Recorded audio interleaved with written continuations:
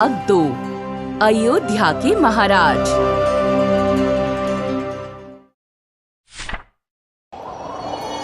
ब्रह्मा की भविष्यवाणी के अनुसार वाल्मीकि ने राम की कहानी की रचना शुरू की। ये कहानी एक सुंदर कविता के रूप में थी और इसमें हर भाव के रंग थे। जैसे ही उन्होंने ये भव्य काम पूरा किया, वाल्मीकि ने सोचा, कोई इतना कुशल है जो इस अद्भुत कहानी को पूरी दुनिया में सुना सके।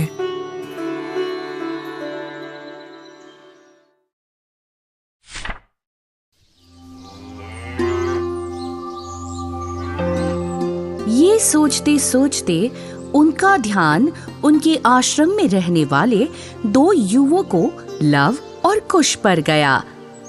वे समझदार थे और कविता को सुंदरता से सुनाने की क्षमता रखते थे। वे सीता के पुत्र थे। वाल्मीकि को सीता तब मिली थी जब लव और कुश का जन्म होने वाला था।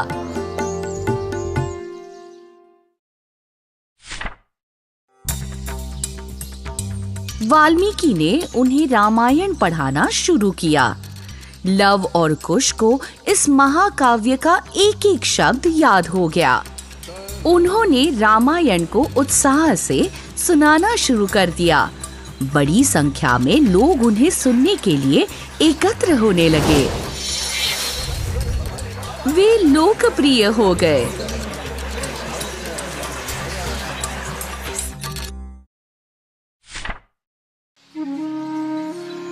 एक दिन जब वे रामायण सुना रहे थे, स्वयं राम ने उन्हें देखा।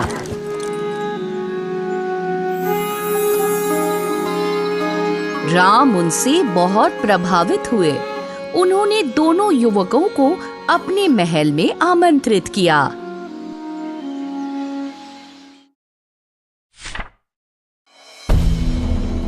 इन दोनों युवकों में देवताओं जैसा तेज है। ये साधारण हैं, लेकिन राजाओं जैसे दिखते हैं। गाओ बच्चों। इस प्रकार राम की सभा में लव और कुश ने रामायण सुनानी शुरू की।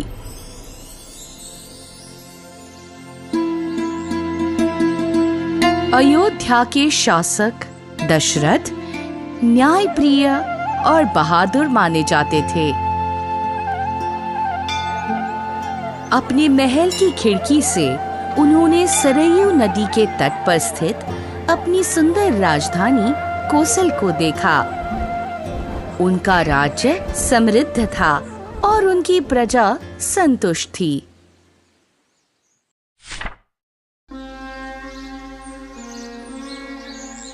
फिर भी वे दुखी थे। क्या मेरे महान पूर्वजों का प्रसिद्ध इक्ष्वाकु वंश मेरे साथ ही समाप्त हो जाएगा? यदि मैं देवताओं को प्रसन्न करने के लिए एक बलिदान का आयोजन करूं, तो निश्चित ही वो मेरी इच्छा पूरी कर देंगे। उन्होंने अपने सलाहकार और सारथी सुमंत्र को बुलाया। पुजारियों और ऋषियों को बुलाओ। मैं देवताओं को प्रसन्न करने के लिए अश्वमेध यज्ञ करने वाला हूँ। महाराज, क्यों ना हम ऋषि ऋष्यशृंग से इस यज्ञ को करने का आग्रह करें।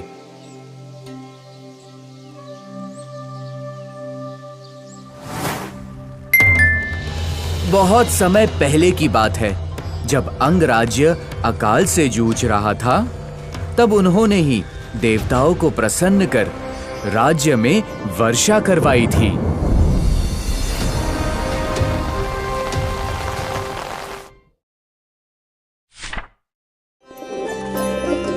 के राजा थे रोमपद, जो राजा दशरथ के मित्र थे। ऋषि ऋष्यशृंग का विवाह रोमपद की बेटी शांता से हुआ था। ये याद आते ही राजा दशरथ की आंखें चमक उठीं। निश्चित रूप से रोमपद ऋषि ऋष्यशृंग को मेरी मदद करने के लिए जरूर कहेंगे। मैं तुरंत अंग के लिए प्रस्थान करूंगा।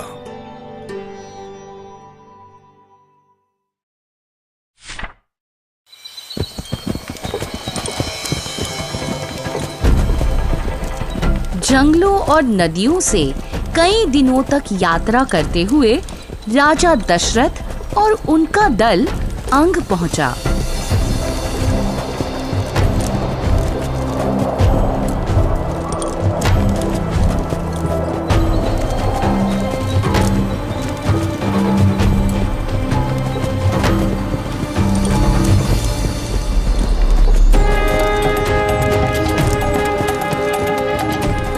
राजा रोमपद ने उनका बड़े स्नेह से स्वागत किया।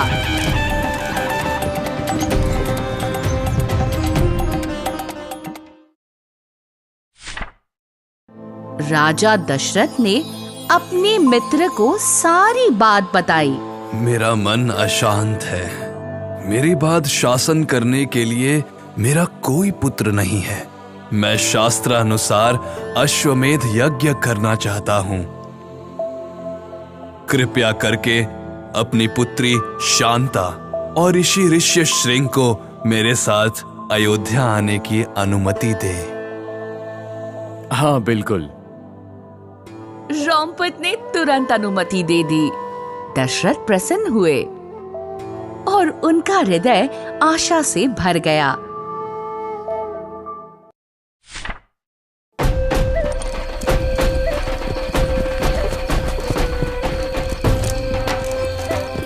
जब वे शांता और ऋषि ऋष्यशृंग के साथ कोसल लौटे, तब अयोध्या वासियों ने ढोल नगाड़े और शंख बजाकर उनका भव्य स्वागत किया।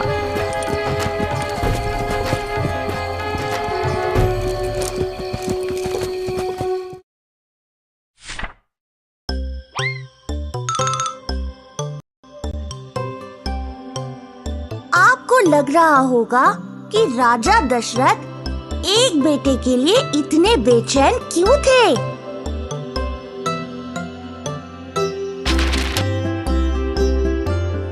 पहले के समय में बेटों को ही उत्तराधिकारी माना जाता था। उनका ही अपने पिता की संपत्ति में हिस्सा होता था।